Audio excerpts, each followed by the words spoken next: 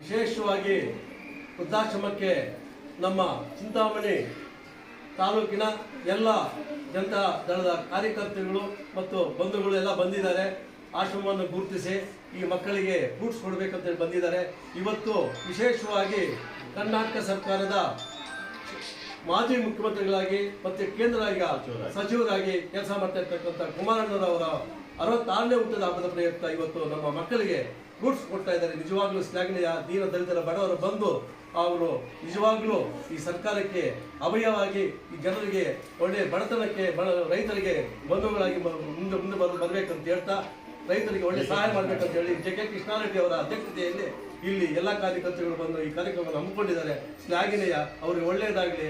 ಆ ಕುಮಾರಣ್ಣನವರಿಗೆ ಆಯುಷ ಆರೋಗ್ಯ ಕೊಟ್ಟು ಇನ್ನೂ ಹೆಚ್ಚಿನ ರೀತಿಯಲ್ಲಿ ಸಮಾಜ ಸೇವೆ ಮಾಡ್ತಾ ಕೆಲಸ ಮಾಡಲಿ ಅಂತ ಹೇಳ್ತಾ ಈ ಸಂದರ್ಭದಲ್ಲಿ ಆಶ್ರಮದ ವತಿಯಿಂದ ನಾನು ಕೆ.ಆರ್. ನರಸಿಂಹಪ್ಪ ನಾನು ಈ ವಿಷಯವನ್ನು ತಿಳಿಸ್ತಾ ಇದ್ದೇನೆ. ಎಲ್ಲರಿಗೂ ಶುಭವಾಗಿ